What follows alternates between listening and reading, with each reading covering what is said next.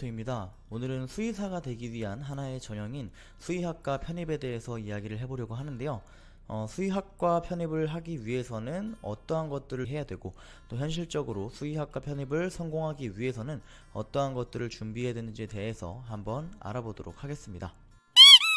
자, 먼저 수의학과가 개설되어 있는 수의대학교는 국내에 총 10군데 대학교가 있습니다.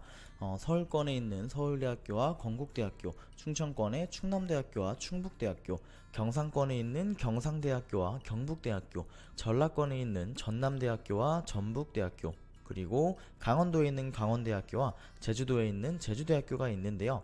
일반적인 전공으로 편입학을 하게 되면 보통 3학년으로 편입학을 하게 된 후에 2년 동안 학교를 재학한 뒤 졸업을 하게 되지만, 수의학과 같은 경우에는 신입학으로 입학을 하게 된다면 예과 2년과 본과 4년으로 총 6년을 재학해야 되기 때문에, 편입학으로 수의학과를 들어가게 될 경우에는 예과를 생략하고 본과부터 총 4년 동안 재학을 해야 최종적으로 수의대학교를 졸업하는 게 가능합니다.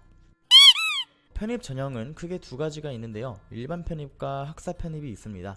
만약에 내가 4년제 대학교를 2학년 이상 수료를 했거나 전문대학교를 졸업했으면 일반 편입을 지원하는 게 가능하고요. 4년제 대학교를 졸업했다면 학사 편입까지 지원하는 게 가능합니다. 그런데 만약 내가 고졸학력이거나 아니면 대학교를 다니다가 중퇴를 했을 경우에는 일반 편입이나 학사 편입에 대한 지원 조건이 갖춰져 있지 않는데요. 이러한 경우에는 학점은행제라는 온라인 학위 취득 제도를 통하여 학위를 취득하고 편입 지원 조건을 갖추는 경우가 일반적입니다.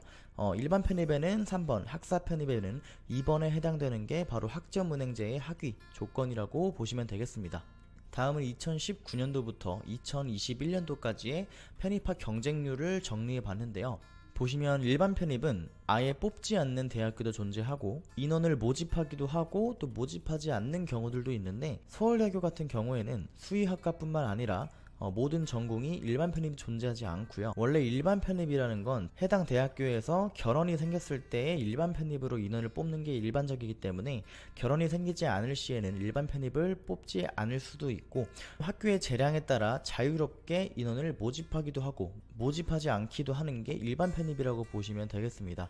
반면 학사 편입은 정원 외 전형이기 때문에 모든 대학교가 매년 학사 편입으로 인해서 인원을 충족하고 있는 통계를 보실 수가 있고요. 경쟁률을 살펴보면 다른 학과들에 비해서는 확실히 굉장히 높은 경쟁률을 자랑하고 있죠. 물론 허수도 존재하겠습니다만, 이는 다른 전공도 마찬가지이기 때문에 상대적으로 다른 전공들에 비해서는 굉장히 경쟁률이 높은 게 수의학과 편입이다 라고 볼 수 있겠습니다.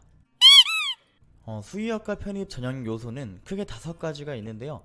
영어 성적, 필기시험, 자기소개서 혹은 학업계획서, 학점, 면접, 이렇게 크게 5가지가 있습니다.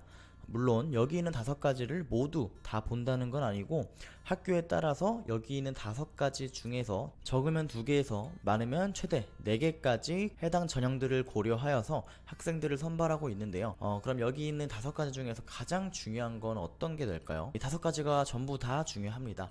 수의학과 편입이라고 하면 사실 지원하시는 분들을 보면은 외국에 있는 대학교를 나온 분들도 계시고, 굉장히 높은 학벌에 대학교를 졸업하신 분들도 많이 지원을 하세요. 마음먹고 취업 활동을 하면 이미 어디든 취업을 할 수 있을 만한 스펙을 가진 분들도 많이 지원을 하는 게 수의학과 편입입니다. 그러다 보니까 영어라든가 필기시험 같은 경우는 대부분이 다 만점에 가깝게 가져오고, 면접이라든가 자기소개서 같은 부분들도 굉장히 잘 준비를 해오는데요. 그러다 보니까 실질적으로 수의학과 편입의 합격과 불합격이 나뉘는 경우는 의외로 이 학점에서 갈리는 경우가 많습니다. 이 평균 성적 같은 경우, 다시 말해 GPA 성적은 학교를 졸업하게 되면 일반적으로는 개선을 하지 않고 바로 편입 지원을 하기 때문에, 굉장히 공부를 잘 하시는 분들이 많이 지원을 하는 수의학과 편입은 영어나 필기, 면접 등 이러한 부분들은 모두 만점에 가깝게 준비를 해오다 보니까 개선되지 않은 채로 지원을 하게 되는 학점, GPA 성적에서 갈리는 경우가 생각보다 많습니다.